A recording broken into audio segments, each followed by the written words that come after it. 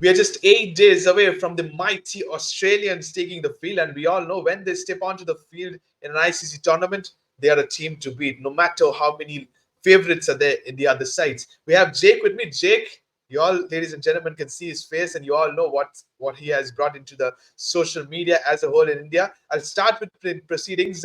Before going into the World Cup, how much did you enjoy the Indian Premier League?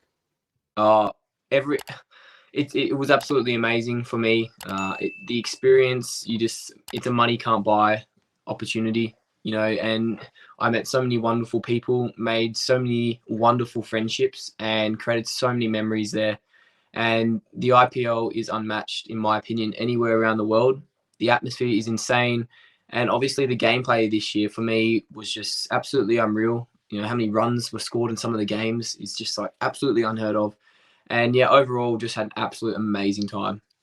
Absolutely. And I saw you traveling across different stadiums. I believe you were a Sunrisers Hyderabad fan as well. But which stadium did you love the most out of the ones you traveled across? Well, that's a very tough question, but putting me on the spot here. In my opinion, I'd have to probably go with Cheepak Stadium. I really enjoyed that, watching Chennai versus SRH there. And the Chennai fans were very welcoming, very accommodating, and they were just very friendly. And we had so much banter together in the stands when I was supporting Sunrisers. And obviously all the Chennai fans were around me. Captured a really, really good moment as well. So for me, yeah, it'd have to be Cheepak Stadium. Okay, I saw you amongst all the yellow armies. You were standing on the chair and you were rooting for Sunrisers. And you got so many people around you having your support. That's so good to see. And I love that you said, I enjoyed it thoroughly in the 2 months at the Indian Premier League. Hope you come back again whenever India faces Australia, whenever we have the IPL. And you're always most welcome. Let's go back to the ICC tournament. It's the Cricket World Cup 2024. And it's the T20 World Cup it's at US and West Indies. Australia is stepping onto the field. As a whole, before we move on to the squad, Jake, how much do you look into this team? You think all bases are covered? I think there is a little bit of depth which is lacking, in my opinion, with the spinners as well. I think Agar might be a little bit underdone, in my opinion. So for me, he was actually a really surprise inclusion.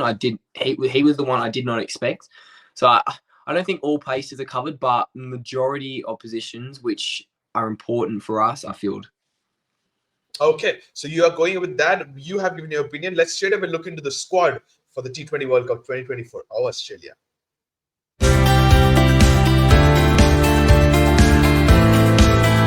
Yeah, just starting with the first 4 players, Jake. It's David Warner, Travis Head. I don't want to speak about this player as an Indian. Then you have Mitchell Marsh and you have Cameron Green. The top 4 looks good. I think Marsh will be a number 3. I don't know about Cameron Green, but the top 3 looks very, very dangerous. But still, I would ask you one thing. Does Jake Fraser-Mugger fit into this top 3? For me, I think his position should be at the moment a reserve. He's extremely young. He's got a lot of time. And for me, just looking at those 4, that is a nightmarish batting lineup. And you've also got to add in the factors of Maxi, Josh Inglis as well. And Travis Head, even though he didn't end the IPL on a high, he did show during the IPL what he can do in T20 matches. And David Warner, obviously his form was a little bit disappointing throughout the IPL, but we know how much of an insane batsman he is when he is on form. So fingers crossed he does, bring that form back to the World Cup this year. And obviously Mitchell Marsh, the Bison, his power hitting is just next level in comparison to some other players. So I'm expecting really, really big things from him. And obviously him being given the captain's armband is really, really important for himself because he's obviously one of the leaders in the Australian camp.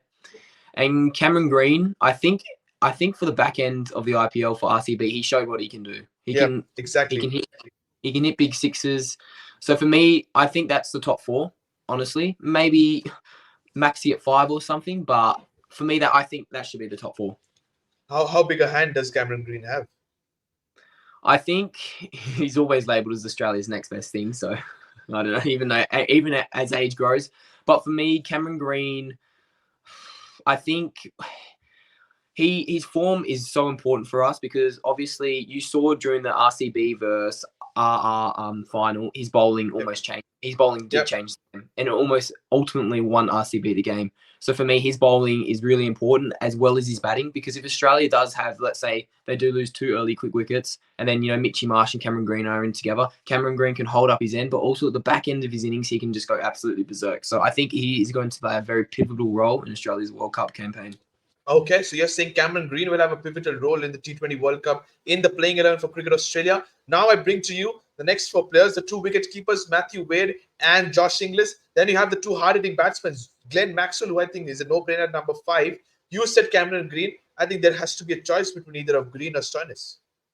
For me, it would have to be Green. I think Stoinis is on the outer at the moment. He did have one really good game for Lucknow where he scored that century. But for me, it would have to be Green. And obviously with keepers, I think the no-brainer is Josh Inglis, because he showed, I don't know if you remember the 5 T20 series right after the World Cup, Josh Inglis showed what he can do as a T20 player. And for me, he is the obvious choice as a keeper.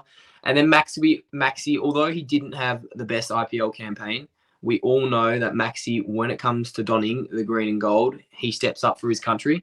And he always does. It doesn't matter when it is. So for me, Maxi he has to be in there no matter what.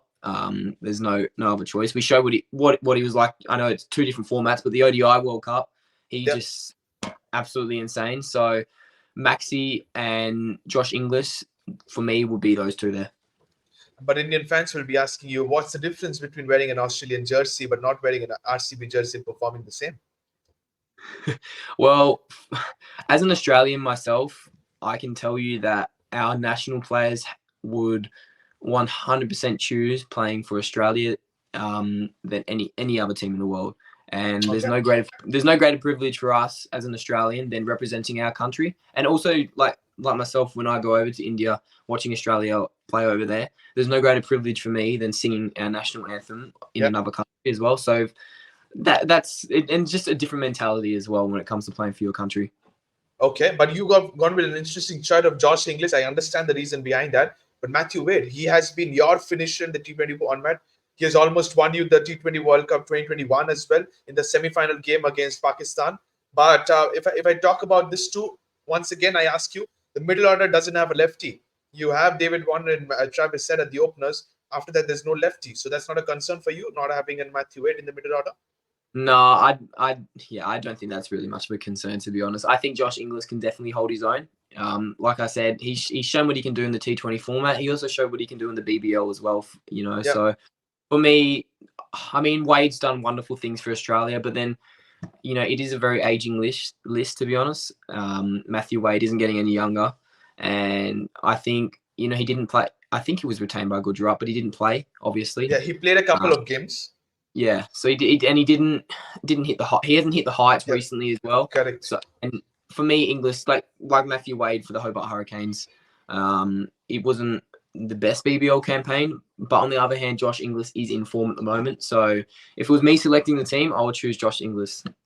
Okay, you would go for Josh Inglis as your wicketkeeper batsman in the middle orders. Okay, fair enough. Now we go on to the next 4 players. Tim David, where do you slot him in? Is he your bench warmer?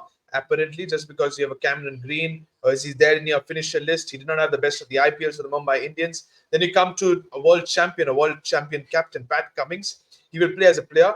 Mitchell Stark, who hit the ground running in the final few matches for the Kolkata Knight Riders when it mattered the most. And Josh Hazelwood. 3 pacers. Then we also have 3 more bowlers coming up.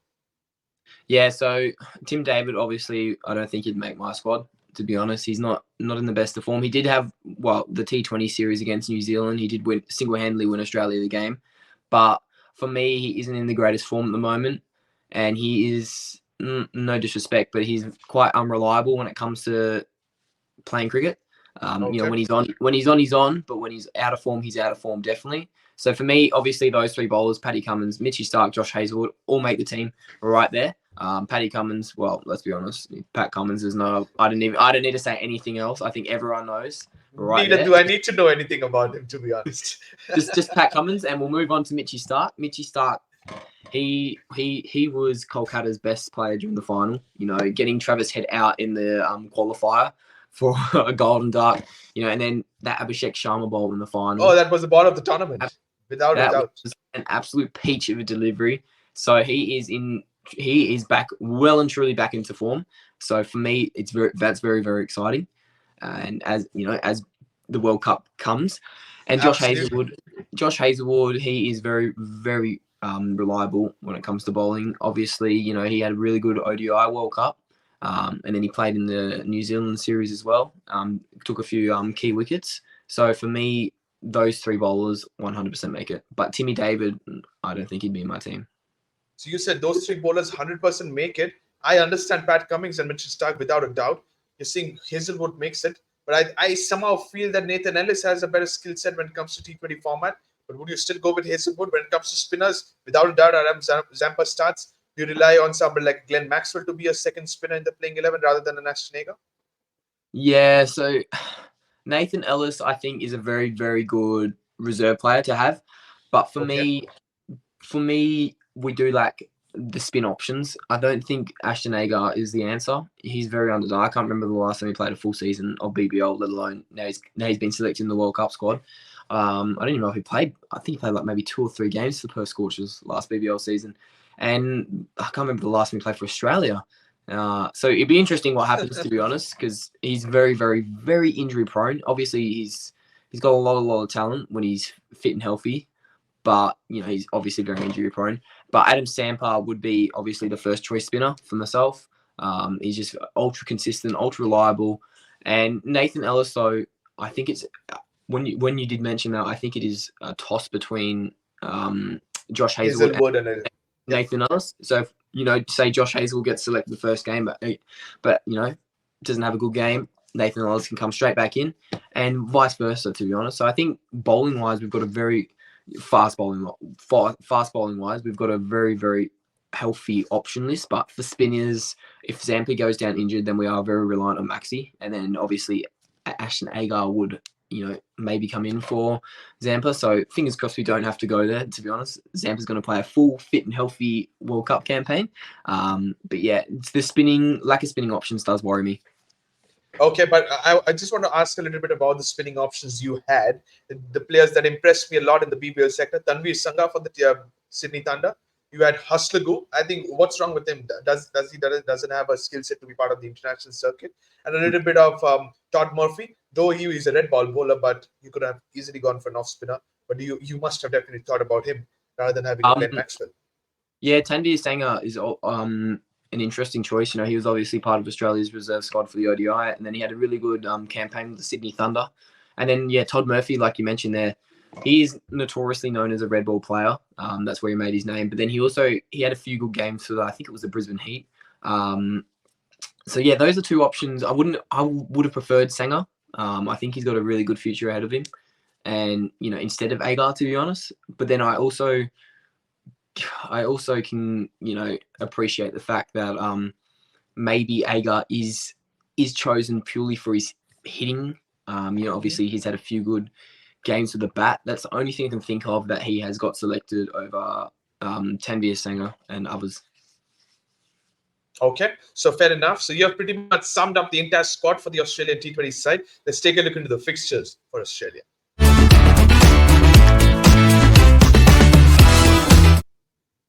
Yeah, the 4 games you're facing, it's Oman starting the proceedings. Then you face the mighty England at Barbados. Then you face Namibia and then Scotland. Surely favorites. You and England definitely going through. Yeah, well, fingers crossed, touch wood. I mean, if we can't beat Oman, Namibia, and Scotland, then do we really deserve to be playing in the World Cup?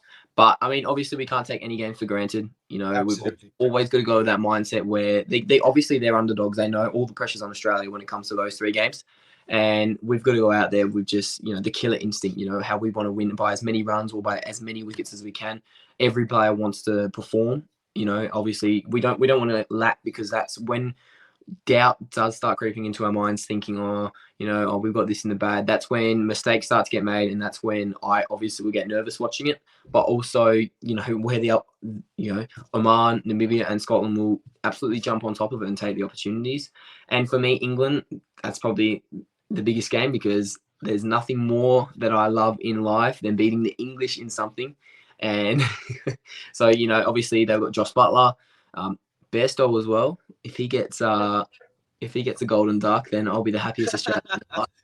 Do you Uh, dream of a golden duck of Besto with Stark swinging into his pads and getting knocked out? oh, that would be the ideal scenario. Absolutely ideal scenario because yeah, Johnny. I don't know if many Australians like Johnny after watching the recent Test series that came out We on saw it. the documentary as well, but when it happened, just want to reflect back to you. When it happened, I'm sure you were watching that. Did you really think it was fair play? Do you really thought for once that Pat Cummins would say call him back?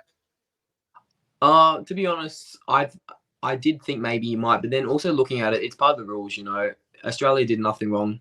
I mean, it might sound biased, but you know, it's fact. He's just literally gone for a walk out of his crease. You know, and He did that the previous ball, and that's the reason why exactly Cummings signaled to Kerry.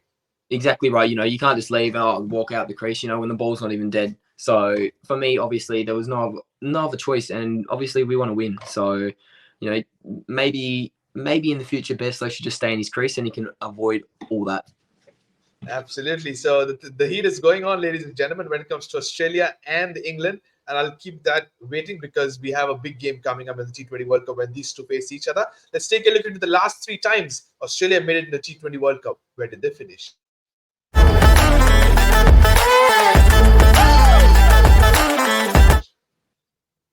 Yeah, it is, Jake. 2022, you came in Super 12. 2021 champions, that was a special year in the UAE. 2016 ended up with the Super 10s. I'll speak to the 2021, but what happened in 2022? The defeat started with New Zealand, and then all of a sudden did not make it to the semis. Yeah, obviously that was a very disappointing campaign. So, I mean, in our home country, sorry, we would have obviously liked better performances. But for me, I mean, and they were just every team that Australia versed were just on. You know, they were just fired up, and I mean, let's hope we don't have a repeat of that this year. Yeah. I think obviously with the confidence the way Australia's been playing and the Australian players have been playing the recent years, the last couple of years, 2023 and 2024.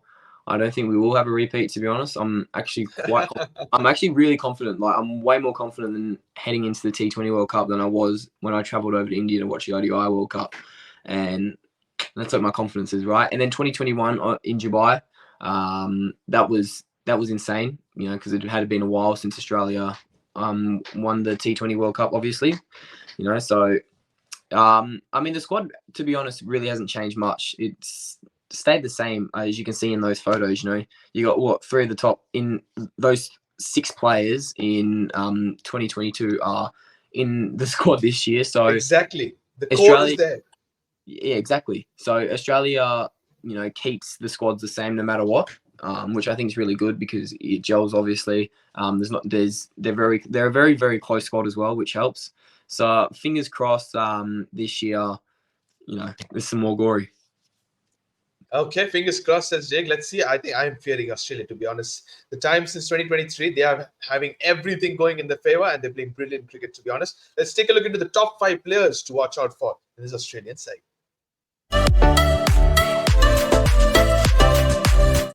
Yeah, the 5 players I have picked, Jake. It's Travis Head, without a doubt, Mitchell Marsh, Glenn Maxwell, Mitchell Stark, and Adam Zampa in Barbados conditions. The other 5 players I have picked. Anyone you want to replace with anyone of your choice, or do you agree with my 5?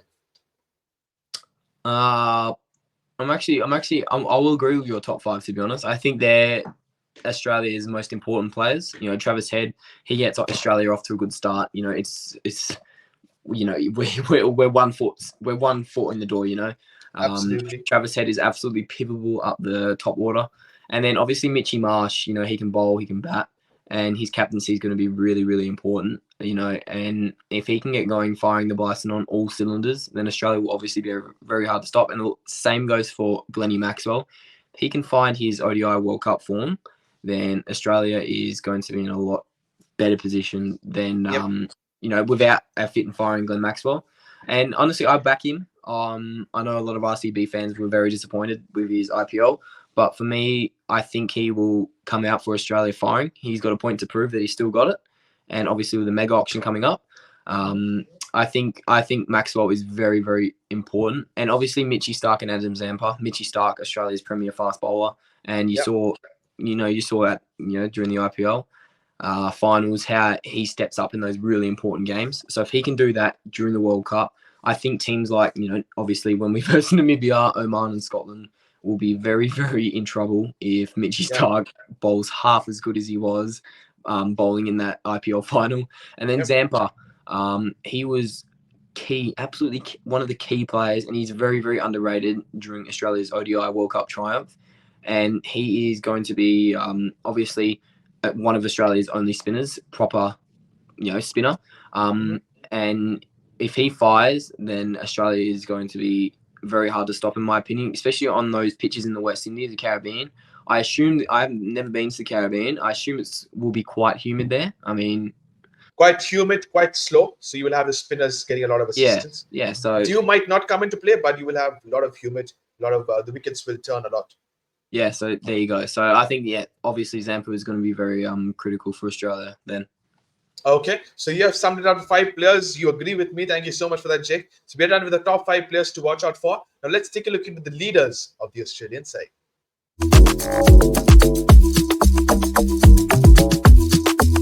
Here are the 3 players, the leaders for the Australian. You have Mitchell Marsh, Paddy Cummins, the vice captain, I have to tell you, and Andrew McDonald. I'll come to the players just to you, Jake. How does it feel for somebody like a Pat Cummins to play under the leadership of Mitchell Marsh? A world champion captain, took the Sunrisers Hyderabad, who finished 10th the previous season, to the finalists. So it's a kudos to him. How will Paddy Cummins, the player, adjust to somebody like playing under Mitchell Marsh? Yeah, so when the World Cup squad was announced, I was actually really shocked about this. I thought, Mitch Marsh is captain? What's going on? Like I fully expected Paddy to be the captain again. But I think Mitchie Marsh, during the T20 format dominates. Pat, it's not his main one. Obviously, test for him is key and the ODI. So I can understand the approach. I did, but personally, I thought after Pat's last couple of years, World Test Championship, ODI Trophy, ODI World Cup, I honestly thought he was going to be captain of it, and I kind of wish it because Paddy for me is just my idol, my god. I can never repay Paddy for what he's done for Australia, for Australian cricket as a whole. How he's brought the country so much closer together from ancestors. So I mean, I'll back Mitchie Marsh. I will, because he's from my hometown, Western Australia, as well. But yeah, no, it was a shock when the World Cup squad did get announced and Paddy Cummins was named as the vice captain and Mitchie Marsh was the captain. Okay, so you've summed it up the leaders as well. You were surprised that at the end of the day, I think Cricket Australia is something that keeps it under the table and behind closed doors, decide something and they stick to that one. So that's kudos to them. They have back Mitchell Marsh. Pat Cummins will be there. You have so many experienced players. You have Starc, Maxwell, David Warner as leadership group. Surprised not to see Steve Smith out there, but he's not a T20 material. That's something they have respected as well. So we are done with this. Let's take a look at the predicted playing 11 for Australia. Here is the predicted playing 11. I have gone with Jake, and I am expecting one change already with the wicket-keeping duties. Travis Head, David Warner are my openers. Mitchell Marsh at number 3. Glenn Maxwell at 4. Matthew Wade for me at number 5. Marcus Stein is at 6. Tim David at 7. Pat Cummins, Starc, Zampa, Ellis are my pacers, as well as one spin of Zampa. 2 changes is what I'm expecting from here. Yeah, so I'd go with Travis Head, Davey Warner, Mitchie Marsh, and then I'd either go Glenn Maxwell or Cameron Green. Yeah. In that order for the batting. So that's my top 6 there. And then obviously I would go Josh Inglis as number 7. And then I would put in Paddy Cummins, Mitch Starc, Josh Hazlewood, and then Zampa as my playing 11. Okay, Josh Hazlewood is your third baser. Yeah. Fair enough. So it still looks, no doubt, a very strong side, Jake. And I will not shy up if I'm saying that's so many all-rounders, I must tell you. And that's so good options. Good options for Mitchell Marsh. I'm sorry, ladies and gentlemen. So many options for Mitchell Marsh to marshal his troops. We're done with the playing 11. Let's take a look at the predictions Jake has made for the T20 World Cup semi-finalists.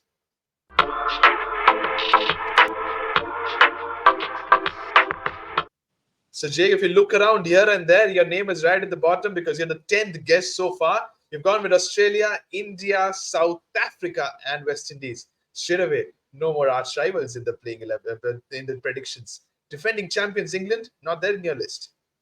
No, I mean, England are a very strong side, but my heart hopes that they just absolutely fell miserably throughout this World Cup. But I mean, I wouldn't be surprised if they do make the semis, to be honest. But I just don't fully. I'm not fully convinced on them, to be honest. I saw their I still ODI. think their bowling is weak. Yeah, I do. I think they're lacking in quite a few areas, and obviously for me, Australia has to be in there. I can't go otherwise. India, I think Rohit Sharma, Bumrah, Virat Kohli, Shubman Gill. I think they're going to be a very, very challenging aspect to play against for any side, to be honest. And then I've gone with South Africa. I think their batting is going to be, Quinton de Kock's back in, Klaasen, Markram, and then their bowling, Rabada, Coetzee, they're going to There's be, so many options. They have yeah, Maharaj, they have Shamsi, and yeah, at top of the order they have Miller, they have Stubbs. So it's such a powerhouse, I must tell you. And yes, also the West Indian side. yeah. Well, West India, Joseph, Andre Russell. I think, and obviously playing in their hometown as well. They know the pitches. So for me, that is a little bit of a smoky, you could say. But honestly, I wouldn't be surprised if it's these as the semi-finalists, to be honest. And I'm pretty Okay. happy with my predictions.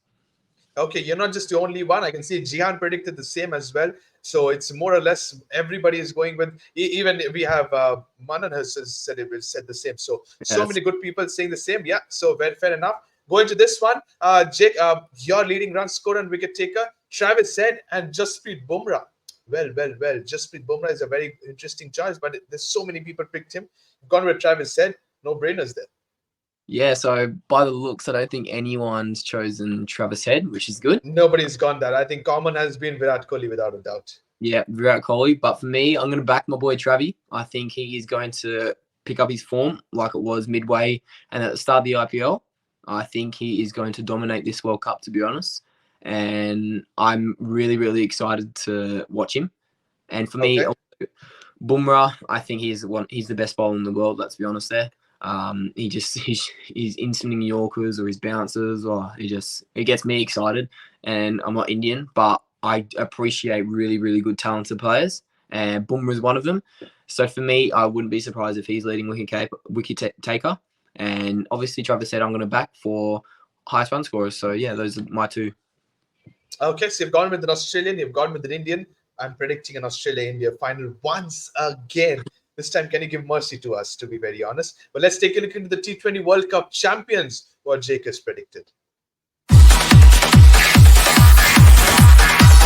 When a boy is coming from Australia, definitely he's going to predict Australia. How much do you think and how much do you hope that Australia can once again win yet another ICC trophy?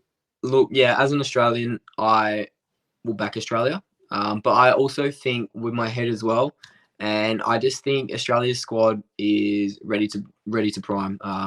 They are ready to go over there. They're ready to win. The mindset's right in the Australian camp, and I'm actually really, really excited for this T20 World Cup. I'm like I said at the start, I'm more confident for this World Cup than I was for the India World Cup. Okay.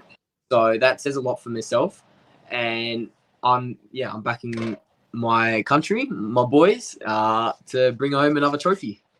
Okay, so he seems excited. You can see this, ladies and gentlemen, the smile on his face. He's looking forward to Australia get one more trophy and snatch it from all the other teams and get it back to Australia. We're done with the predictions. We have a trivia question coming up for Jake, and let's have it a look.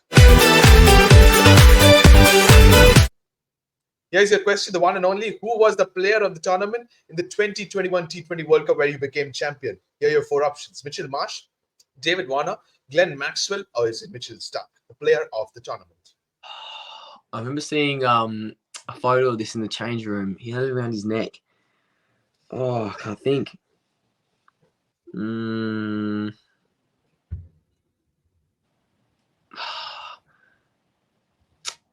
Oh, gee, I can't think. My heart goes with Glenn Maxwell, but my head's saying David Warner.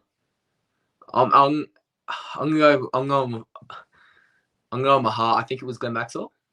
Okay, so you've gone with the heart. I wish you had gone with your head. It was David Warner who was the player of the tournament. Okay, that was then Mitchell Marsh was the player of the match, and David Warner was the player of the tournament. That's the reason why both were having the medals around the neck and were enjoying the party behind the seats. That sums it up pretty much. Thank you so much, Jake. That concludes the show. I hope you enjoyed. Just sum it up in just 30 seconds. How much did you feel to be part of the show? I really enjoyed it. It was really good having a discussion with you, and experiencing, giving my time over when I was over in India. I love talking about that. We could have gone on for hours. And also Absolutely. analysing the Australian squad, because this year Australia are going to win the T20 World Cup. Mark my words, I'm going to go out with a bang. Australia will win another trophy, and Australia will win the T20 World Cup.